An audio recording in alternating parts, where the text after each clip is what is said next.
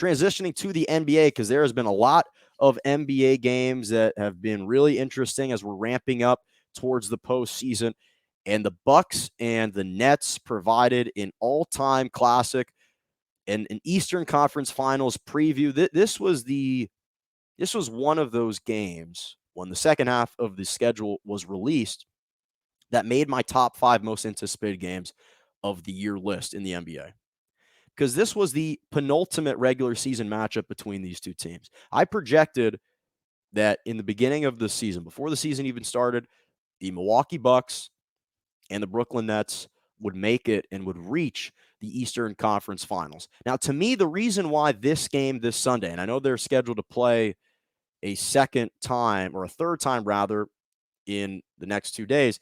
They're scheduled to play tomorrow. The reason why this Sunday matchup, there was a greater level of magnitude and importance on that game, is because this is really the final opportunity to send a message to one another.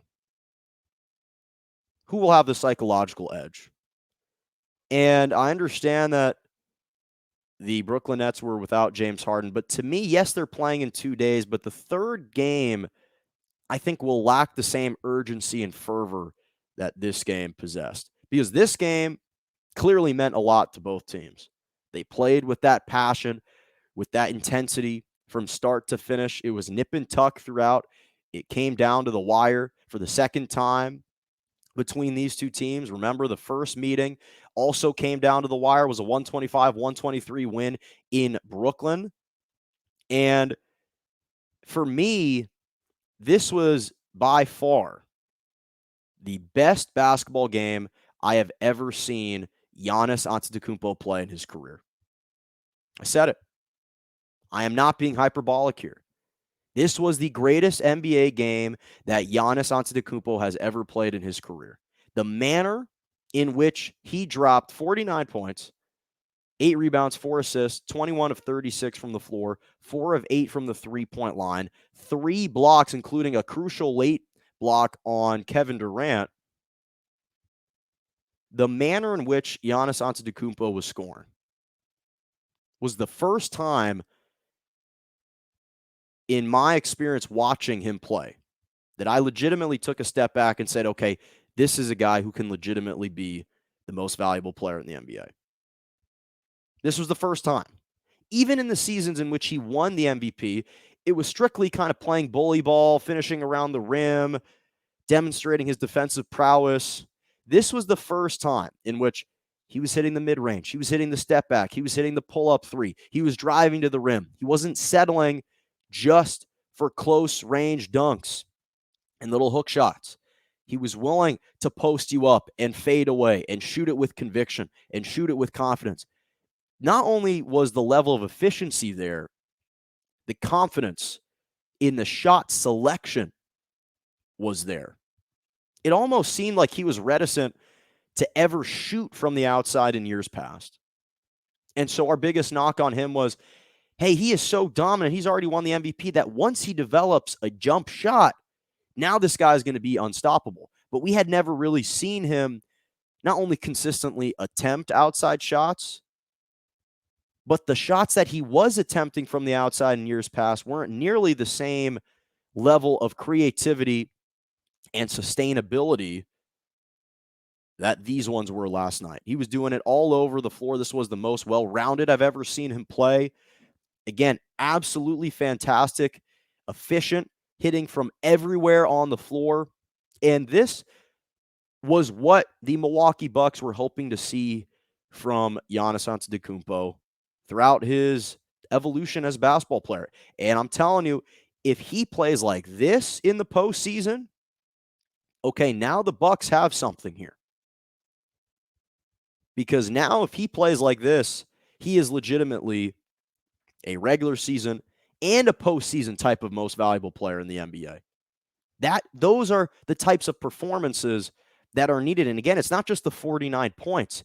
It is the manner in which he dropped those points that spoke volumes to me. And so I thought that if he can play like this, Now he can truly seize the mantle and become and emerge as truly the best player in the NBA, not just the best statistics. I was extremely impressed with him. I thought that he absolutely, not only did he match shot for shot with Durant, but he was absolutely fantastic.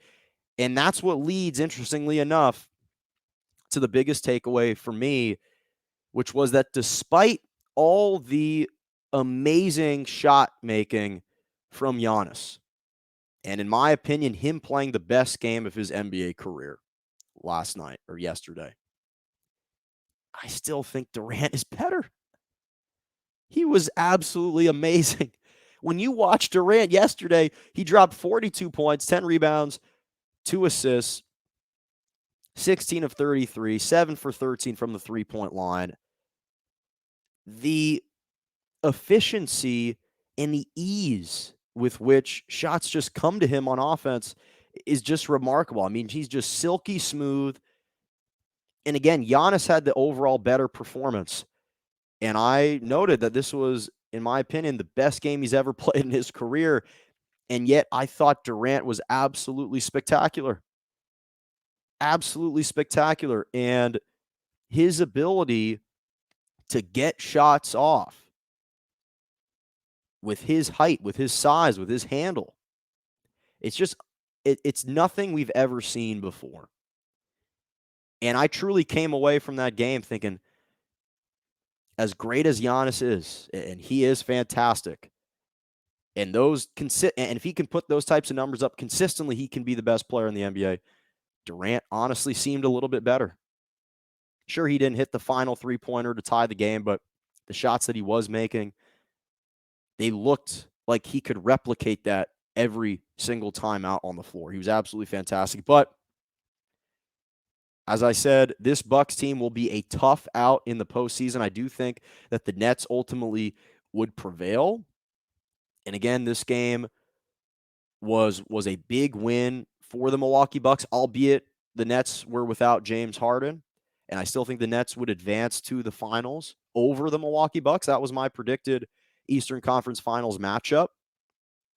But very impressed with Milwaukee and most importantly with Giannis. And if you're the Milwaukee Bucks, this is a really important sign moving forward that maybe Giannis can take this step and can start to be a much more well-rounded basketball player, because it's these types of performances that will be required for him to be able to sustain his style of play, not only for the next 5 years, but perhaps the next 10 years. If he can shoot, that's what we're seeing. The guys that are able to stay in the NBA are the ones that can shoot the basketball. And I was very impressed. Again, the first matchup, 125-123 in Brooklyn. It was a nip and tuck game. The Bucks actually had the lead with 55 seconds left.